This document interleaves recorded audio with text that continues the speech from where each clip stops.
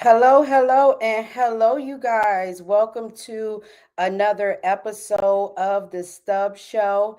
I thank you for joining me yet again on another lovely Monday on today in the DC area. I'm not sure what the weather is like where you are, but here in the Washington, DC area, it is beautiful out. It's a little hot, but it's beautiful. I love the hot weather. Also, shout out to my Tauruses. We getting ready to end our season, and it's going out with a bang. So all my late Tauruses that's getting ready to take our season out, which it really goes all year. I'm a Taurus myself, but for all my Taurians that's getting out to enjoy themselves this week, end it for us the right way because the weather is good and it's beautiful out. But we're getting ready to get this show started. I thank you guys for joining me. Remember, like and share. And then come back and comment. But like and share the show right now so we can get more people to log on and come in and get your questions prepared because you can be a part of the show more towards the end. So let's get ready to get this show started. And I will be right back with you guys right here on the Stubbs Show.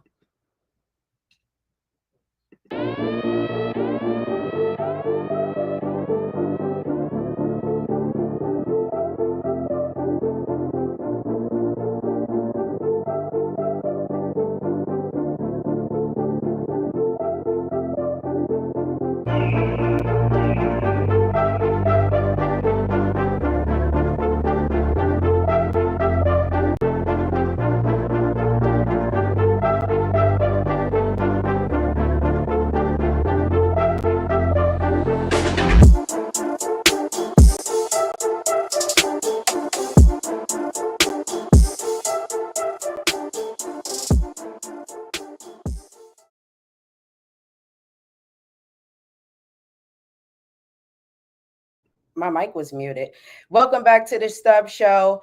Remember, you guys, if you would like to have your commercial played, music, advertisement, I'm looking for your videos. I'm looking for you to be a guest on the show. You can email me at the lofnetwork at gmail.com to sign up. I'm looking for new books to put on the bookshelf. If you guys remember from my previous seasons, I was able to fill up little slots with books. So get your book in. Shout out to Dr. Angelo Reynolds, who kept his word, who was our guest last weekend. Boom. He has sent the book to me already. I have my copy. So I will be reading the book and probably bringing him back on to talk more about it and just dedicate the time to him. So you guys inbox me so you can shoot me a book. I can read it and then I can let the people know. Don't send me no bad books now and ask me to do a review because I'm going to let the people know if the book wasn't good. Now make sure your book is good because I'm going to be honest because they expect me to be honest. But tonight's show is about CPS and addiction. How about that? They can kind of go together because if your addiction gets out of control, then CPS may be called if you're a parent to have your child taken away from you. So, although tonight's show is titled Meet the Author, my authors have over 20 years of experience working in the social service field as well as addiction and recovery. So, I'm getting ready to introduce my first guest to the show, Mr. Lance Hillsinger, and bring him on so we can get to talking about CPS and social services and you keeping your family together, not separate. Let's get into his introduction. Remember, you guys, Facebook, YouTube, and Instagram, this at the Stubbs Show. Let's introduce our first guest to the show. Let me get this pulled up for you guys. Here we go.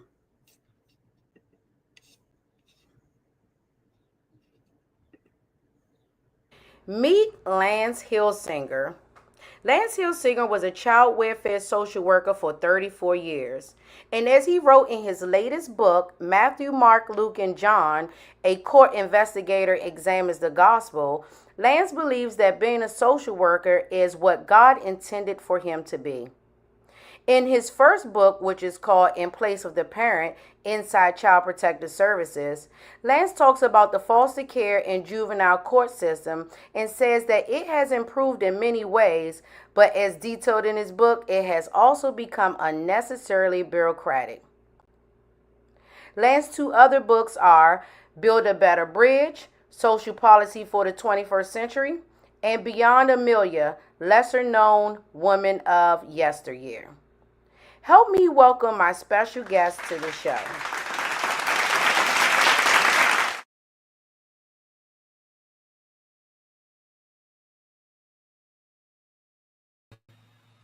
Thank you for having me. Hello. Welcome to the Stubbs Show. How are you feeling on today? I'm doing well. Thank you. Now, let the people know where you joining us from. What state are you in? I'm in San Luis Obispo, California, and San Luis Obispo is just north of Santa Barbara. We're just about halfway between LA and San Francisco, and the city is about evenly split between Giants and Dodgers fans. Welcome. But I just have to say this because the Stubbs Show is actually a leap of faith. It came to me and I'm just jumping out there and doing it. And the funny thing is that everything is falling together and working out because I pay attention, but it's like it just comes together because both of my guests today are from California. I didn't see that in your bio. That's, that you were from California. So welcome. Both of my guests are from the California area. So hopefully you guys will be able to network after the show. That'd be great. Yeah. So let's get your interview started. You spent 34 years working in child protective services. What experiences changed you the most personally and professionally during that time? Well, I think it just enhanced who I was naturally. It was the right combination of things that I thought were important. You have to have, I think, a good moral compass to be a social worker. It also helped that my father was a lawyer. So a lot of social workers don't have that background in law that I had, just being the son of a lawyer, and I had taken some law classes too. So that part was very good for me. I really enjoyed it. For all but 1 year in my career, I had court cases of one type or another. So that's where I just felt that that was my niche in the world, especially being what we colloquially call as a court worker, who takes the case from the initial hearing to where the case is either dismissed or the child's declared a dependent. Okay. Yeah, and like you said, you have to have a good heart. You have to have a lot of compassion and understanding to have that type of job because it can pull on you and take a lot and drain you at the end of your day. So many people only hear about CPS through headlines or television drama. What are some of the biggest misconceptions the public have about the system? I think the largest misconception there is that somehow social workers are in it for the money or the system is in it for the money. What it is, and there's a nugget where that comes from, is that the federal government says we recognize that there's a connection between child maltreatment and poverty. So if a child comes from a poor family, and California is generally defined as someone who could have qualifies for court-appointed lawyer, that's about 90% of the cases in my experience. The federal government will pay the foster care expenses. That way, kids in poor areas, poor counties will get the same level of protection that a child would, and similarly abused child would in a rich county. But somehow that's convoluted in some people's mind, and that, we're making money. I make no money whether a child goes in foster care. My pay is the same, maybe a little overtime, but that's all. That's it. And I think the other misconception is that CPS takes kids left and right. If you look at statistically, the hotline calls, if for every thousands of calls that come in a hotline to report a child abused or neglected, less than 1 in 1,000 of those calls result in the termination of parental rights. There's some other resolution. Yeah. So that shows that the system is reluctant to terminate parental rights. We try to do what we can to preserve the family unit. Sometimes it's not possible. Yeah, and to the public's eye, we're just like you're taking those kids from those parents, and you want to take the kids, or the courts want to, harm the parents or break the family up. And in the low income communities, especially in the Black and brown communities, that's how a lot of the people may feel in that area. Like the courts are just taking our children for no reason. But like you said, there are rules and things to keep and borders to keep you from doing those types of things. Go ahead. You want to say something? Well, very early in my career, and I don't remember the exact organization, but it's basically the Black Psychologists of America, that organization. I don't have made some pretty harsh comments on that vein about CPS. And as far as breaking up the family, when I first started with the system, you could only care for about 2/3 of the kid. Well, I should say a little over half of the children that are removed are placed with family. Okay, so we still call it foster care because the family still gets foster care support financially. But when I first started with the system, you could only take kids that you were related. So if there were half siblings, and you were on the maternal side, you would only take the maternal children. Now that law, at least in California, has been changed, and I assume everywhere else. So if you could take your maternal niece as well as that niece's half brother into Okay. your care. Okay. Before, and that changed nearly 40 years ago. But that when I first started the system, that was the law. And so that gave the thing a little nugget of truth here about why children break up families, because the law says you couldn't at that time, said you But couldn't now place. you can. Now you can. Which And now makes even sense. and now even if you have someone who's like family, there's a provision in California law where if someone has had a family relationship but they're not actual blood, you can place the child there. They have to have the same background checks and things like that, but it's still also possible. So that's another way that the system has improved. Yeah, and that's good to hear. So, like a godparent or Right, best exactly. friend or something that's been around watching a child grow, been a part of their life, can take them on.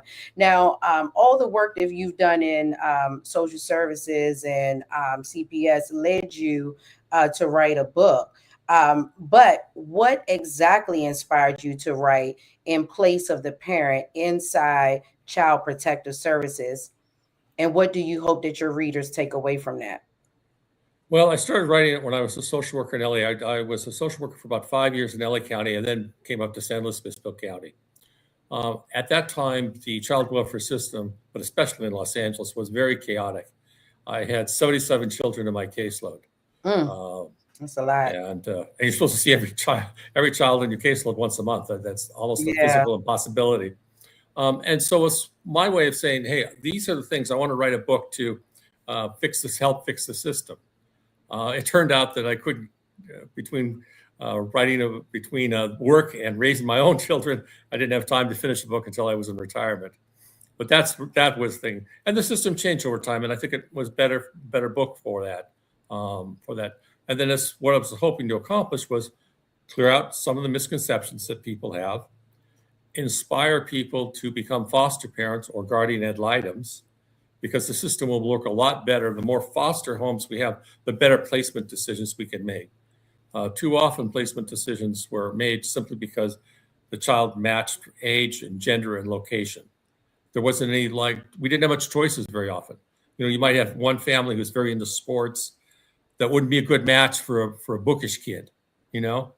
but we usually don't have that luxury. We don't have, and so we'd like to have that. And also just practicalities. Social worker has to drive 30 miles to visit a foster home. That's very inefficient if they only have to drive 10. So Yeah. the thing that will make this system better and more efficient is more foster homes. So I hope anybody seeing this might consider becoming a foster parent, that one itself. And then there's some other technical changes. Over the course of my career, as you said in the introduction, it was becoming more and more bureaucratic. It's always been bureaucratic. You've got a lot of paperwork. You're talking about kids. You have to document things. Case management. But it has gotten ridiculously, and I've spent much more time in front of a computer screen instead of FaceTime in front of real people. And that's what I rally against in my book. And I hopefully have moved the needle in some small way on that one. Yeah, and with the world doing everything AI, tapping into these AI tools, a lot of things are virtual, from your doctor's appointment to us even conducting this interview, all the way across different states. So I hope more people decided they would want to become foster parents, but it seems like it's difficult nowadays to become that or open up a group home, because I've thought about those things myself. But I know in the DC area, there's a lot of red tape and things that you have to go through that a lot of people just don't want to go through. To be able to foster a child, but we do have a lot of children that need foster care, and it's unfortunate, but hopefully this show will help them, connect with you and get their questions answered, to be able to foster a child. But we're getting ready to take a quick break, you guys, here on the Stubbs Show. Today's show is all about Meet the Author. And Lance is our first book author that we're presenting on today, and we have another one coming up next. Right now, we're talking about foster care, the social services, and things of that such. So when we come back, we're going to talk about more about his life and writing his book that he recently wrote. But let's take this quick break, and we'll be right back here on the Stubbs Show. Hello. This is Angel Y, owner of Home Helpers of Waldorf, Maryland. Are you in the Southern Maryland region and in need of non-medical in-home care? Well, maybe we can assist you. Some of the services that we provide are assisting with bathing, medication reminders, companion care, and so much more. Check out our website to see all the wonderful ways that we can assist you at www.homehelpershomecareofwaldorfmaryland.com. We also are providers for our veterans. I look forward to hearing from you.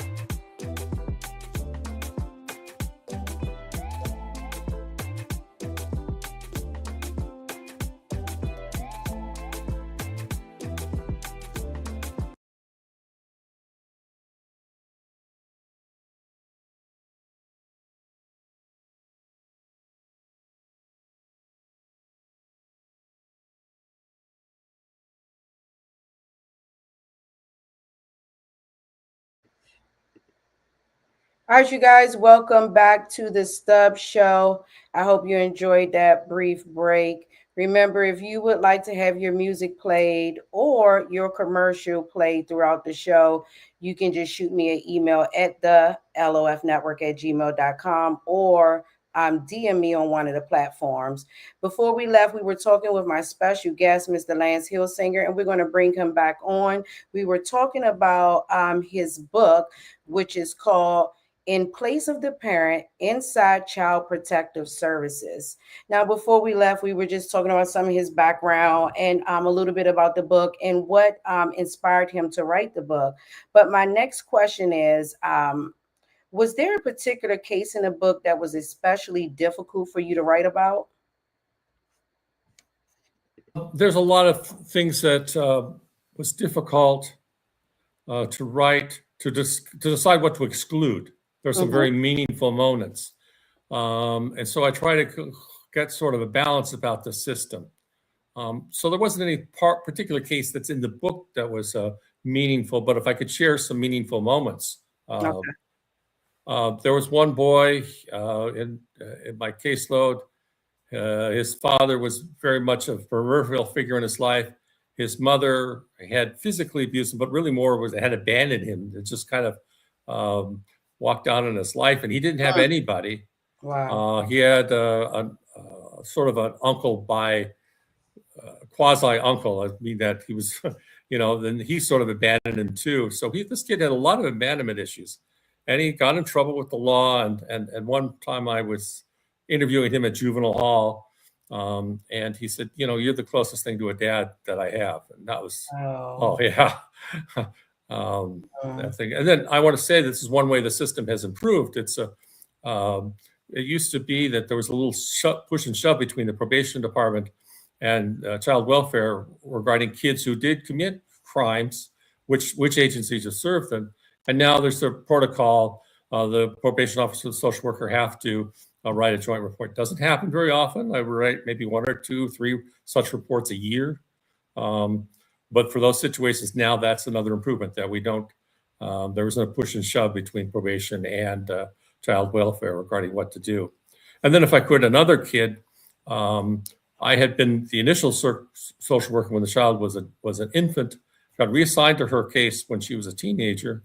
Mm-hmm. She had a long mental health history in the home, had made some suicide attempts, and then we got her in foster care, and she was a struggle at times, but she found her way, and I was really proud of her. And I happened to when she graduated high school.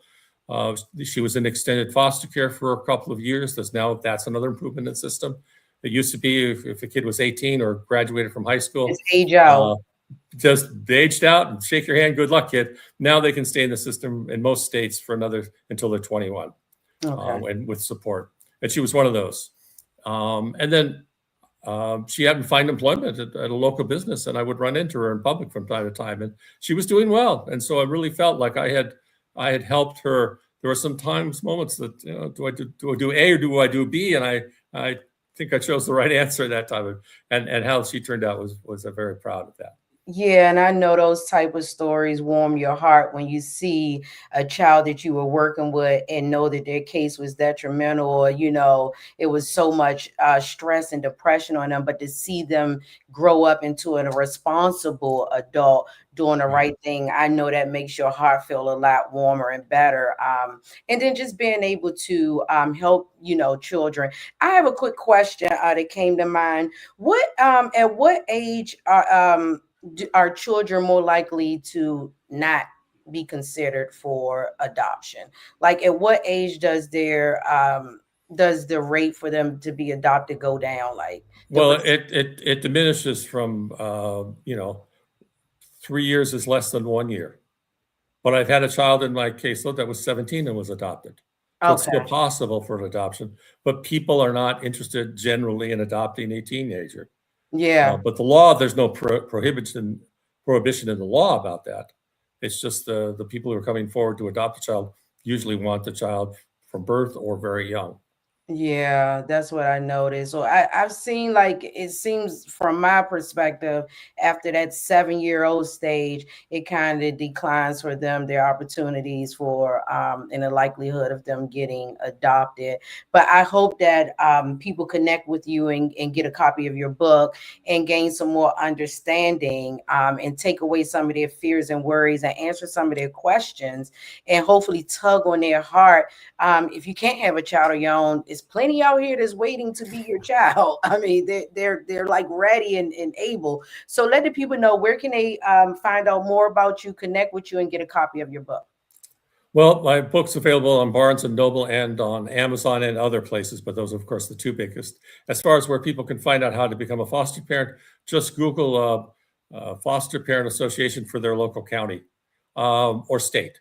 In California, it's done by county. In most states, it's the foster parent licensing process is done at the state level. Okay, and give them your website. LanceHillsinger.net. LanceHillsinger.net. I'm typing it in for you guys so you can connect with him. And I'll put it up on the screen for you to view and take note of, wherever you're on YouTube, Instagram, on Facebook. You can check that out. So my last question for you before we go, if you could leave our audience with one message about compassion, justice, or service to others, what would it be? Well, I think I was fortunate. I have found this very rewarding job.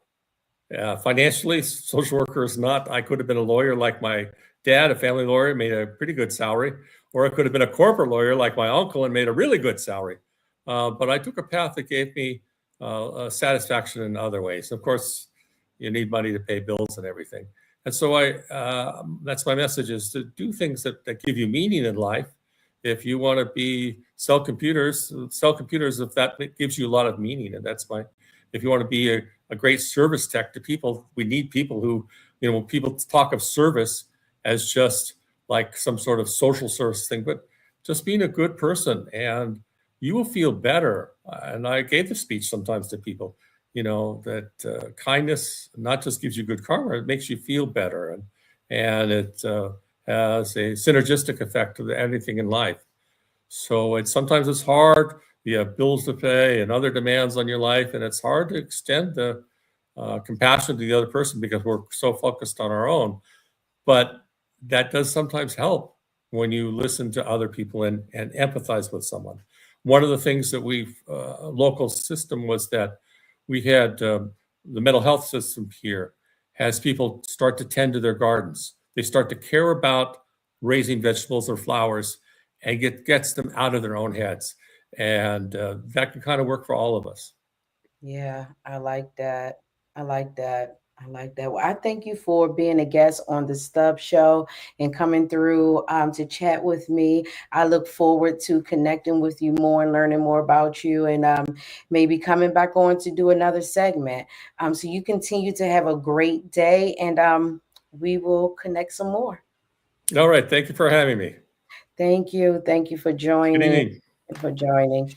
Yeah, you guys, we're getting ready to take another break. My next guest that's coming up is Mark Manderson. He's going to be talking to you guys about addiction and recovery. He's also coming out of the California area. So we're going to take a quick break, and then we're going to bring him on.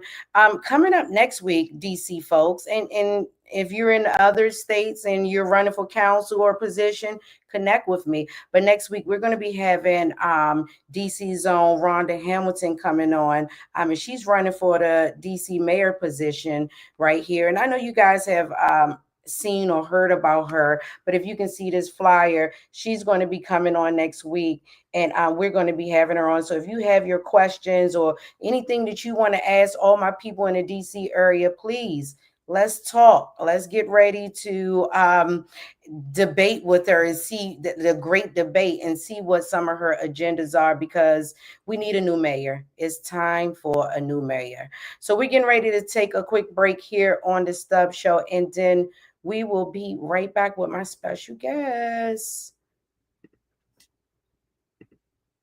Hey, what's up, you guys? I just want to let you know that I am seeking book authors to become a guest on our show. Now, it was Instagram Live, but now we're on all three platforms: Instagram, Facebook, and YouTube. So this is your way to grow and reach more people. Don't forget to email us at thelofnetwork@gmail.com.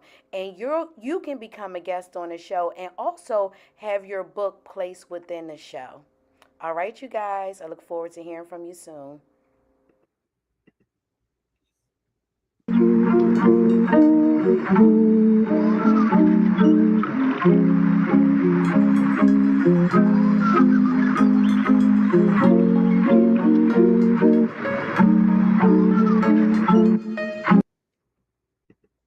All right, you guys, let's get ready to meet my next guest. He's coming on right now, Mr. Mark Manderson. Let me bring him on and introduce you guys to him officially with the Stubbs Show intro. Meet Mark Manderson. Mr. Manderson is a mental health and addiction recovery leader with more than 2 decades of frontline experience helping individuals and families rebuild their lives. He is the co-founder and executive leader of Pacific Shores Recovery in Southern California, a treatment center known for combining clinical excellence with identity-based transformation. Mark is a TEDx speaker, author of The Recovery Way, and host of a podcast focused on transformation, resilience, and personal growth. Through years of working with veterans, entrepreneurs, families, and individuals in recovery, he has seen a powerful pattern. People rarely fail because they lose purpose. They struggle because they believe purpose is supposed to stay the same. Known for his direct, honest, and practical approach, Mark speaks on identity, resilience, and human transformation.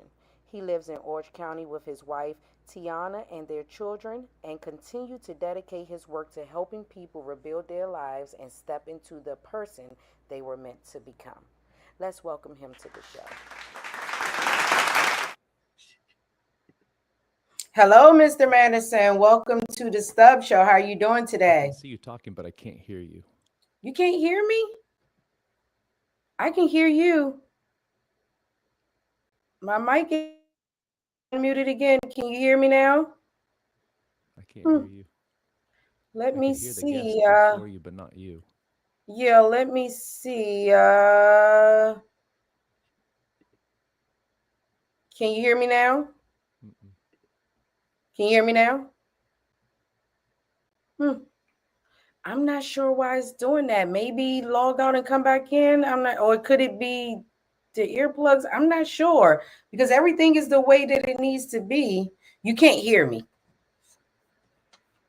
Um, Log out and come back in. Okay. All right, you guys. While he does that, let me just talk about addiction. You know, when it comes to addiction and recovery, that is not a one-time thing. I think that sometimes people fail because they don't take it one day at a time. And when we talk about addiction, we're talking about addiction to many things.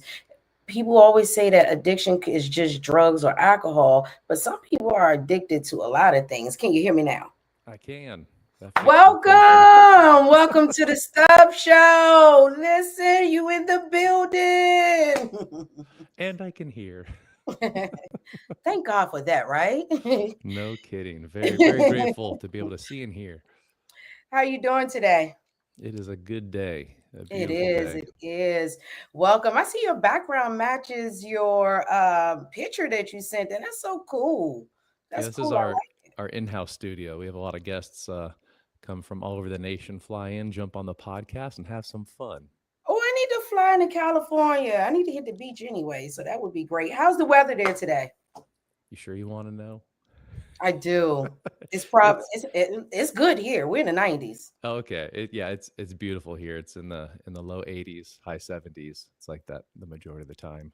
Yeah, now I wouldn't want to ask you that question and hear your response be that way, like in February. I'd have been like, oh, get off the show. I don't like it. Then come visit in February. You'll love it here.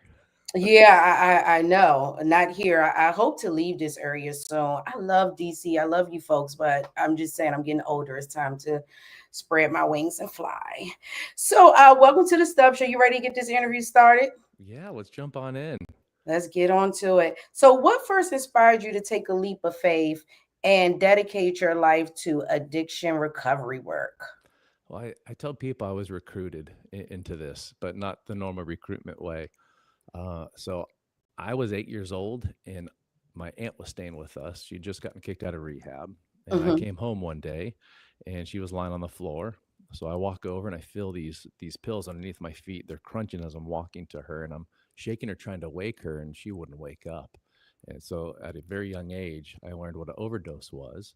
Then we eventually lost our aunt to drugs, and so I planted that seed, or the seed got planted in me, but I stuffed it for a very long time and tried everything else. In probably 2003, 2004 is when that calling finally kind of came up. And I said, I don't want anyone else to suffer like our family did. We wondered what we did wrong. We thought, why would she choose this? I mean, there's a lot of ignorance around it. And so that's why the last, gosh, 23, 24 years now, I've dedicated my life to building a center, helping educate families, but also helping the individuals work through whatever their drug of choice is, because we found it's not an issue of quitting something. It's rebuilding areas of their life and reclaiming their identity. I like that. I like that because a lot of people lead to drugs out of boredom.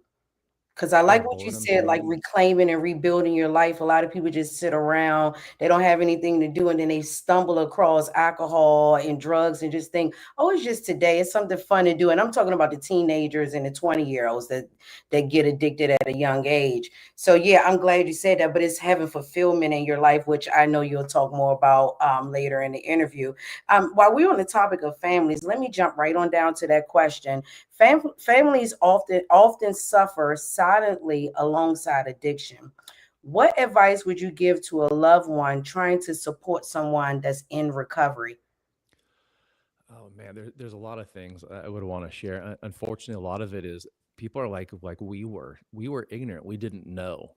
There's so many different aspects that go into it, which is why probably 6 or 7 years ago we wanted to walk families through it, but they can't pause their life and come down to Southern California as well. So I created a 6-week self-paced online family program that they can go through, and it educates on the brain because if someone's diagnosed with cancer, the family doesn't say like, oh, just willpower your way through, just keep moving and push through. But when it comes to addiction, there's that incongruency of thinking it's a willpower or maybe it's a few poor choices, which they do go hand in hand. But when there's pain, it either becomes the person's prison or their purpose. And so our goal is to help understand and identify what's causing that pain, getting to the core issues and doing the healing there. And an organic byproduct is then they no longer want to sedate.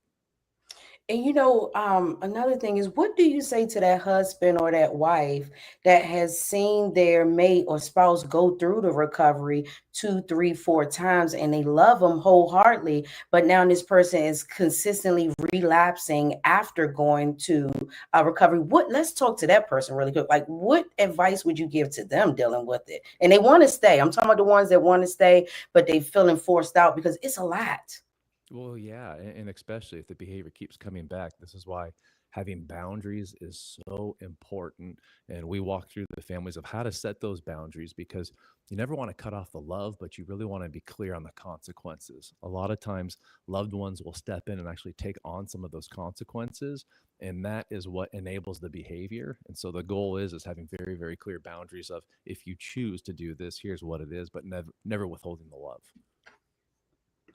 That's good. There got to be those consequences. Can you name one consequence that they can put up? They can put forth today or something. Like, what is one consequence that you would recommend? Oh, sure. One of them, I remember the wife kept calling her husband's employer and making up lies. He was sick. He wasn't feeling good to try to cover Oh, his okay. using. And so, one of the things of setting a boundary is I'm not going to call your employer. And if he calls, I'm no longer going to hide the truth. I'm going to say you drank too much or whatever it was. And then those are going to be your consequences. I'm here to love you, though. And that's the Mm. part that a lot of people blur because when we are emotionally connected and involved, it's so difficult to be clear on here's the boundary, but I'm still gonna love you. Most people will enmesh that love, and then that's what keeps the pattern going. Yeah, and that helps to stop enabling them too. You being an enabler to just be like, it's something small, but it's those small things that enable them and you don't pay attention to because you want him to keep his job or her to keep their job. You want that money coming in. But those are functioning addicts and they definitely need consequences. So after more than 20 years in the field, what have you learned about why do some people recover while others continue to struggle? So that's actually I just gave a TED talk 3 weeks ago on that very thing of purpose and identity. And so some of the things can come down to because I started asking that question over a decade ago when we would follow up a 1 year, a 5 year follow up and ask this person, how are you doing so great? You have 5 years sober, life is great, they're running a business, married, and the person over here 5 years and they're at another treatment center and still struggling. So I started basically just asking the questions and found these patterns. And that's inevitably why I ended up writing the book, The Recovery Way, because we found there's 5 typical patterns of those that do a little bit of work each day and create habits out of this that go on and thrive in life, where those either do none of the 5 or maybe focus solely on one, but ignore the other 4. And it keeps them in the cycle of sedation. So you have to follow through with the whole process take in the journey. So let's get into your book, The Recovery Way: How to Heal from Any Addiction and Start Enjoying Life Again. It talks about creating a fulfilled life rather than simply staying sober. Why is that distinction so important? Well, in the program, they call it white knuckling. And if a person's white knuckling, it means they're not doing the work on the soul, on the mind, the body, the soul, but they're staying sober. And they never address the first reason why they started using in the first place. And so it's typically only a matter of time before life gets so boring or frustrating or painful that they go back to, well, I know what worked. I was able to sedate through this. And so Okay.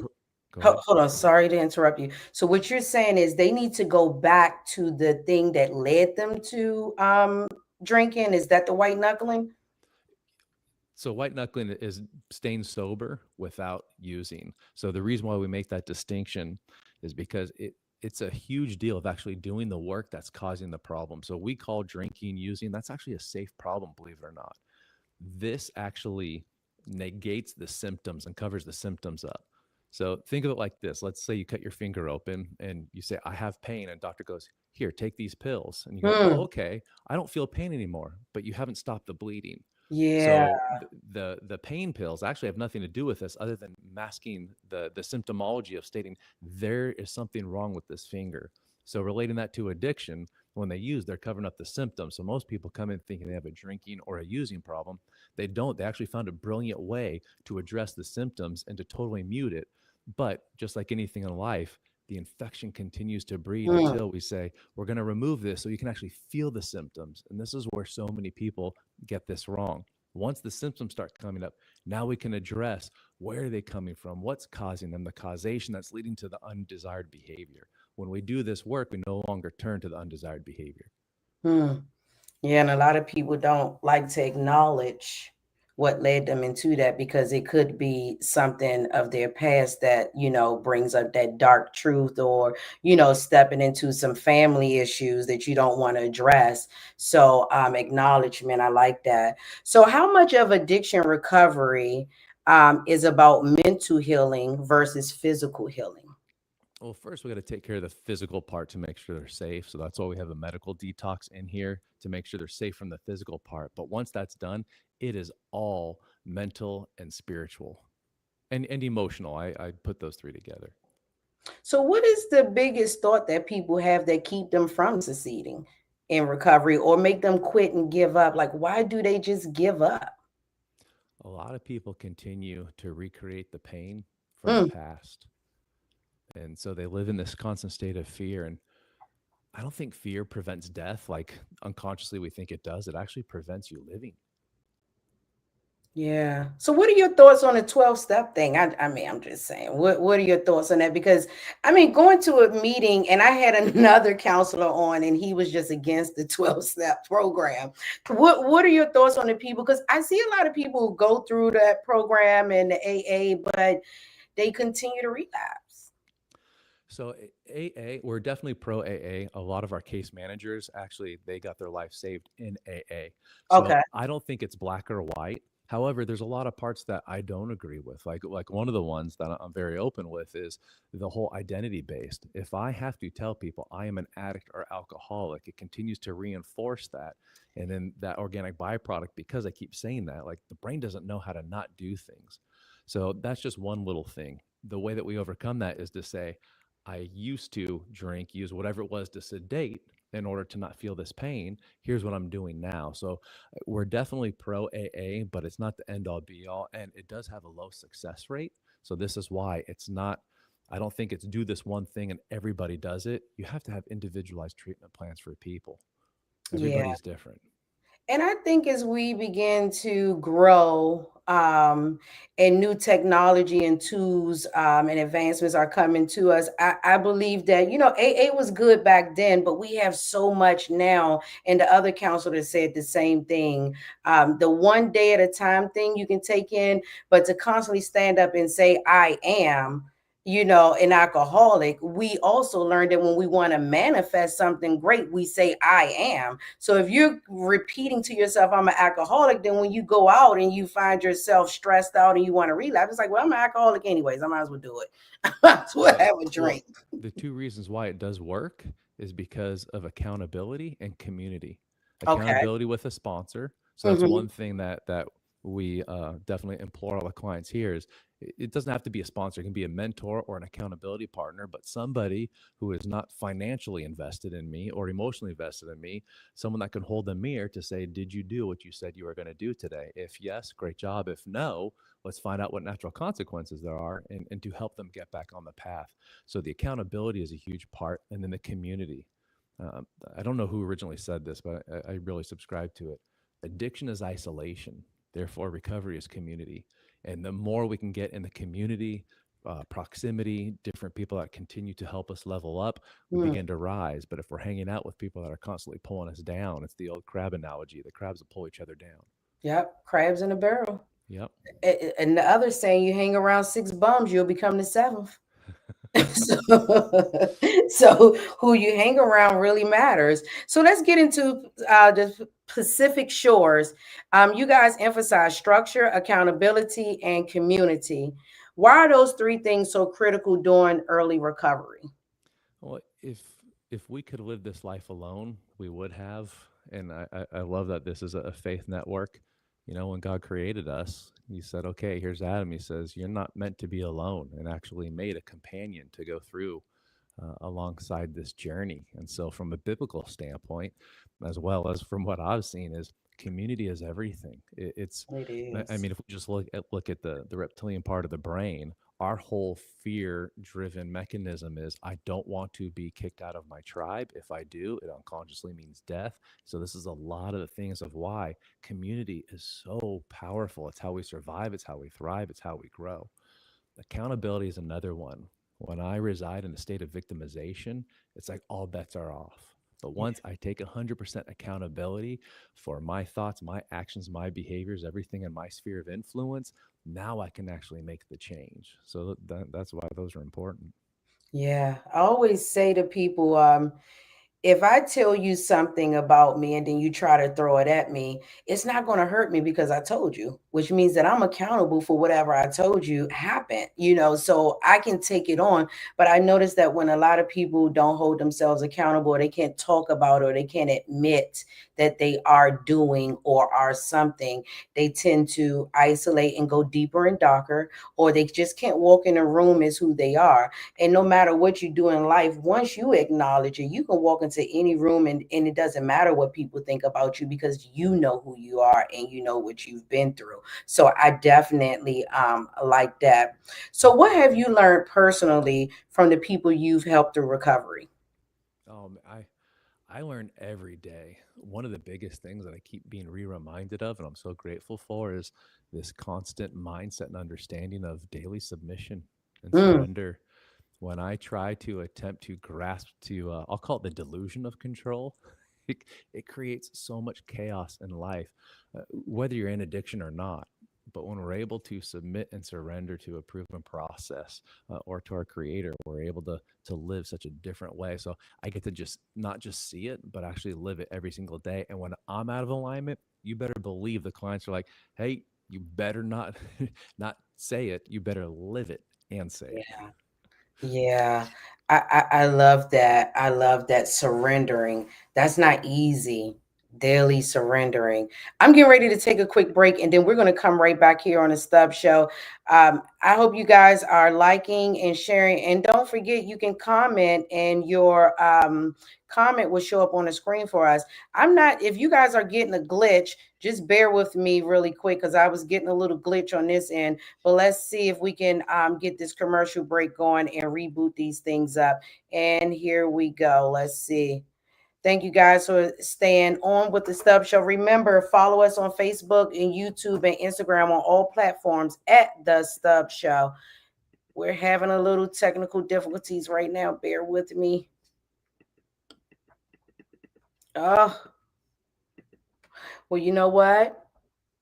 I'm not sure if let me make sure we're still recording.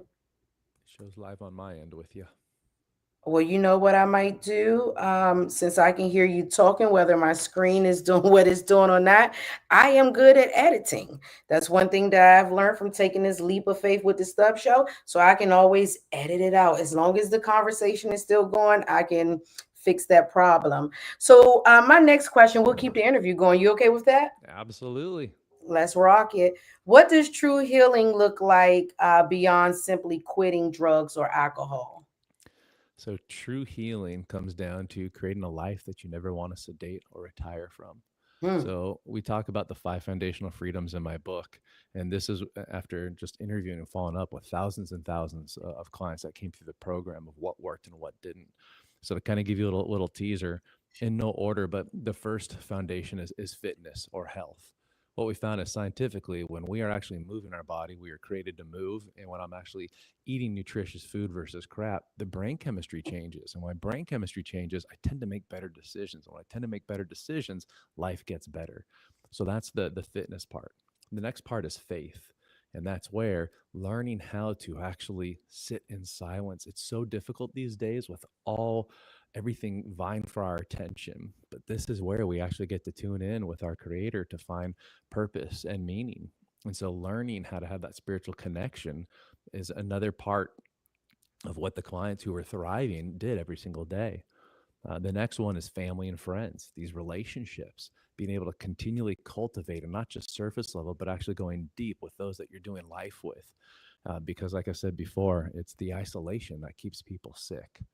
And the next is they say money makes the world go round. So finances is one of the five foundational freedoms, and learning that I can do whatever I want, like your previous guest found a passion of helping people in the foster care system. And I was hoping to catch him real quick because I actually have a foster sister. My parents decided to take in a 16-year-old, and it Oh, became a wow. huge part of our life when I was a little kid. So that's the family and friends. And then the finances is doing things that you love that lights you up. Most people seek the dollar, and when they get there, they find out I still feel the same I did before. It's not all about the money. So when you can combine the two, actually find your purpose and then make money doing what you love, that's when we're aligned with our calling. And so those were the four for a while that we had, until finally I noticed we were missing kind of the base of this pyramid, and that's feelings. Mm, Most people that get stuck in addiction, they were never taught emotional literacy. They think what happened to them is their story, and they continue to replay it unconsciously in their mind and keep it alive. And so learning how to navigate different emotional states.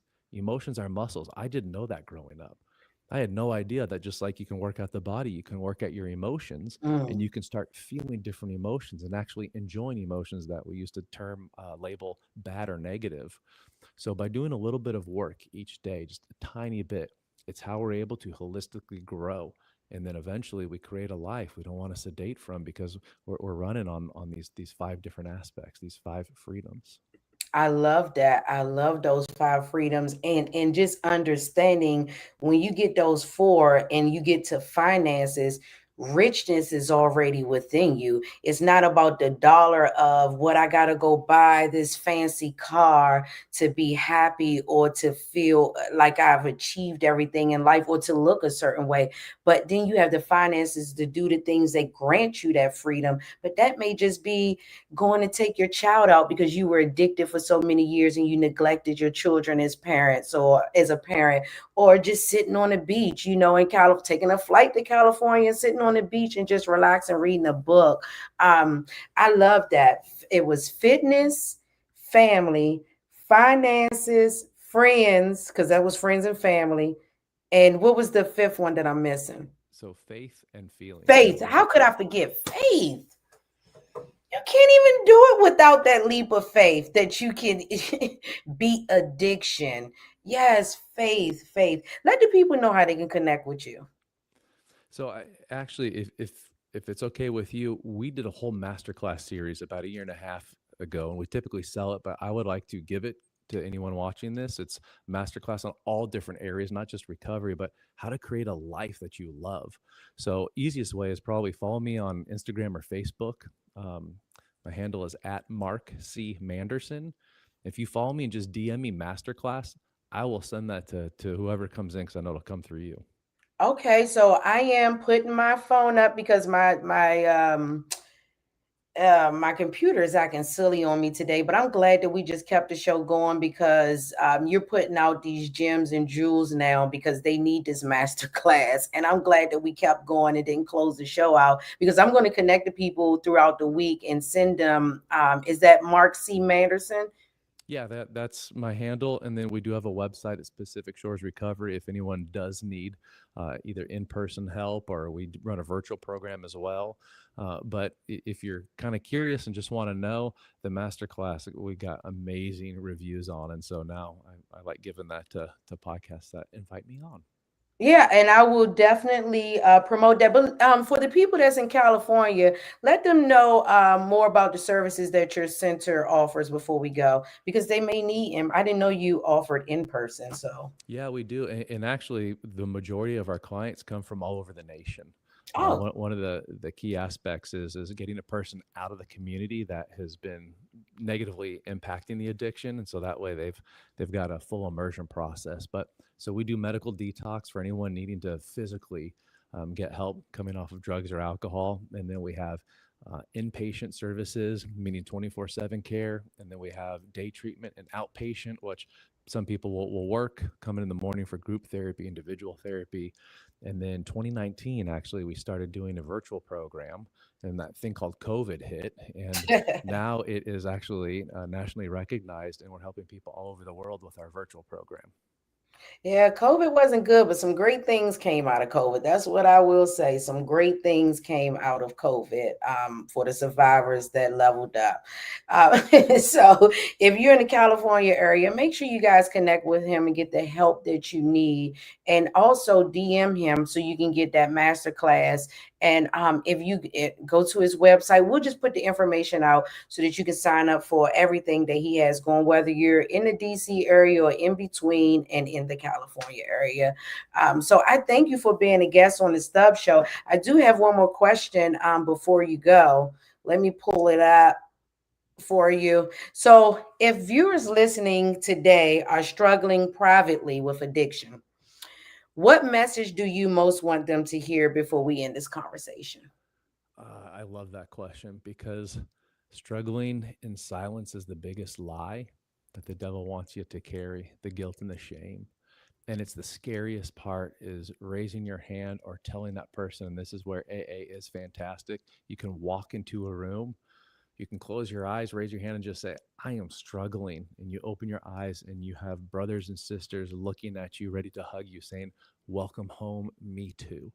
So the biggest thing I would say is push outside of that comfort zone to at least say something to someone, because when you keep it silent, there's too many people suffering in silence, and it doesn't have to be that way. My aunt ultimately suffered in silence, and that's why I want to do this, because I don't want anyone ever to suffer silence again. There's so much help. We've come such a long way, that not just us, but there's so many places that can help. Yes, thank you for that. You guys, you heard that. If you're suffering in silence, you don't have to do that anymore. You can DM Mark. Yeah. And Yes. Seriously. Phone yes, me, DM me. I'm on there in the mornings. I will talk with you, figure out what it is that you're needing. If I can help, if not, I'll find someone that can. But I don't want to see people suffer. and I thank you for saying that, and making them feel welcome to contact you, because a lot of people don't want to tell their family or their friends. They're too embarrassed, but they will tell a stranger that they feel comfortable with, that can get them the help. And you're not just the average stranger. You actually have a center that can get them the resources and the support that they need. So I thank you for joining us here on the Stubbs Show, and joining us here on today. Listen, we're growing globally. This was a leap of faith for me. My very first guest that came on, he told me in order for me to get to success, he told us all that you have to have failure. So he spoke about that, don't shy away from the losses. You need all that experience to get to that bigger picture. So thank you for joining us here on the Stubbs Show and being part of our global growth. And throughout the week, we will put out more clips of your interview and drop in the gems and the wisdom and the information that we needed to hear. So I thank you for joining me here on the Stubbs Show. Appreciate you. Yes. All right. So you continue to have a blessed day, and I will chat with you soon via email. You got it. I look forward to it. And when I come to California, I'll do a run through with the camera in your studio. Yes, it is an open invitation. When you come out, let us know. I would love to have you right there. All right, just have some food. I'll be right there. Sounds good. All right, you have a great day. You guys, I can't see what's going on. If you can, I can't. So I'm giving you the best of me. Outrageous, outrageous. That's right. That's right. I'm singing. This is the voice that God loves and He gave me, and my mother loves it, and you would too if I had the tune in the shower. You know that background sound to just sound a little better. But I thank you guys for joining me. Remember, next week I am having shows on Monday, Tuesday, and Wednesday.